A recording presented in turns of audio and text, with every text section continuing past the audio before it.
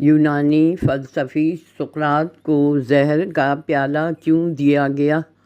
سقراط کی نظریات کیا تھی؟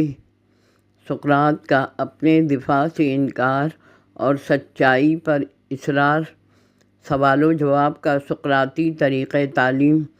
سقراط یونانی فلسفی سقراط کو زہر کا پیالہ ہیملاک اس کی تعلیمات اور طرز فکر سے ناراض ایتھنز کے حکمرانوں نے پینے پر مجبور کیا۔ اس واقعے کے پیچھے چند بڑے اسباب تھے جنہیں تاریخ اور افلاطون کی تحریروں سے سمجھا جاتا ہے۔ سقراط کو زہر کا پیالہ کیوں دیا گیا؟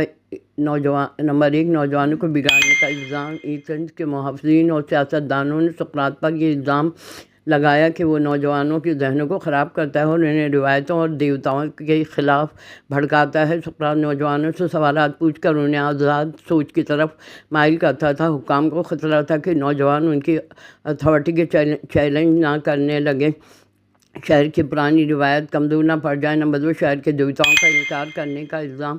سقراط خداؤں کے بارے میں روایتی یونانی عقائد پر سوال اٹھاتا تھا۔ اس پر الزام لگایا گیا کہ وہ ایتھنز کے دیوتاؤں کا انکار کرتا ہے اور نئے دیوتاؤں کا نظریہ پیش کرتا ہے۔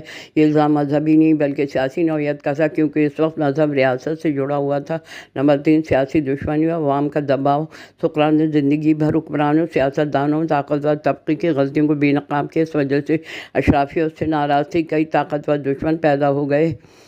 مقدونیہ اور اسپارٹا کے ساتھ جنگوں میں شکست کے بعد عوام نے اسے مشکلات کا ذمہ دار سمجھا، اسے ایک سیاسی خطرہ تصور کیا گیا۔ نمبر 4، سقراط کا اپنے دفاع سے انکار اور سچائی پر اصرار۔ مقدمے میں سقراط نے حکمران کو خوش کرنے کی کوشش نہیں کی، اپنے خیالات سے پیچھے نہ ہٹا، سزا کم کرنے کی درخواست بھی نہ کی، جلا وطنی قبول کرنے سے انکار کر دیا۔ اس نے ججوں کے سامنے کہا، میں وہ نہیں چھوڑ سکتا جسے میں سچ سمجھتا ہوں۔ اس نے موت سے زیادہ نظریے کی حفاظت کو ترجیح دی۔ نمبر 5، ایتھنز کے لیے مثال بنانا۔ ریاست چاہتی تھی کہ دوسروں کو بتایا جائے کہ ریاستی قوانین پر سوال اٹھانا، نوجوانوں کو حکومتی پالیسیوں کے خلاف سکھانا جرم ہے۔ سقراط کو سزا دینا ایک علامتی فیصلہ تھا۔ سقراط کا زہر کا پیالہ پینا، آخر میں اسے سزائے موت سنائی گئی۔ جلا وطنی یا سکوت کے بجائے ہیملاک کا زہر پینا پڑا۔ سقراط نے اپنے شاگردوں کے سامنے پیالہ پیا اور سکون سے جان دے دی۔ اس کا کہنا تھا، قانون کا احترام نہ کرنے سے بہتر ہے کہ میں مر جاؤں۔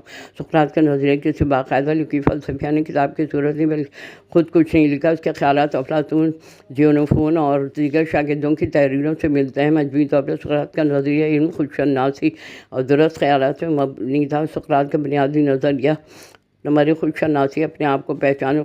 سقراط کا سب سے اہم نظریہ تھا کہ انسان کی حقیقی دانش اسی میں ہے کہ وہ اپنی ذات، اپنی کردار، اپنی جہالت کو پہچان لے۔ اس کے مطابق انسان کا سب سے بڑا دشمن اس کی اپنی نادانی ہے۔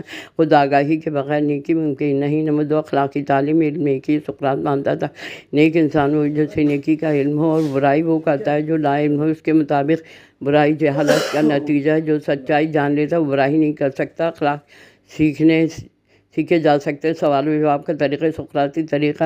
سقراط کا مشہور طریقہ تھا، سوال پوچھو تب تک پوچھو جب تک اصل حقیقت سامنے نہ آ جائے۔ وہ گفتگو سے غلط تصورات دور کرتا، لوگوں کو سوچنے پہ مجبور کرتا، سچائی تک پہنچنے میں مدد دیتا۔ یہی طریقہ آج بھی فلسفے اور تعلیم میں استعمال ہوتا ہے۔ روح کی بہتری اور زندگی کا مقصد ہے۔ سقراط کے نزدیک انسان کی اصل قدر اس کا جسم یا دولت نہیں بلکہ اس کی روح ہے۔ لہذا اخلاقی پاکیزگی، نیکی، سچائی زندگی کا اصل مقصد ہے، نہ کہ مال و دولت۔ نمبر 5، اصول پسندی، غلطی پر کبھی سمجھوتا نہ کرو۔ سقراط کا نظریہ تھا کہ غلطی کو غلطی ہی کہنا چاہیے، ظلم کا جواب ظلم نہیں۔ اپنی اخلاقی اقدار کو ترک کرنا سب سے بڑا گناہ ہے۔ جج کے غلط فیصلے کے باوجود انسان کو اصول نہیں توڑنے چاہیے، اسی وجہ سے اس نے جلا وطنی کے بجائے موت کو قبول کیا۔ نمبر 6، سادہ زندگی۔ سقراط کہتا ہے جس کی خواہشات کم ہے وہی امیر ہے۔ اس کے مطابق جسمانی آسائش انسان کو کمزور بناتی ہے، سادگی انسان کو آزاد رکھتی ہے۔ نمبر 7، سیاست کا نظریہ، بہترین حکمران وہ جو عقل مند ہو۔ سقراط کہتا ہے حکمران کو فلسفیانہ دانائی ہونا چاہیے، عوامی جذبات سے کھیلنا غلط ہے۔ جاہل حکمران شہر کو تباہ کر سکتے ہیں۔ یہ خیال آگے چل کے افلاطون کے نظریے فلاسفر بادشاہ کی بنیاد بنا۔ سقراط کا نظریہ ایک جملے میں سچائی، نیکی اور خودشناسی کے ذریعے روح کو بہتر بنانا، اصولوں پر قائم رہ کے زندگی گزارنا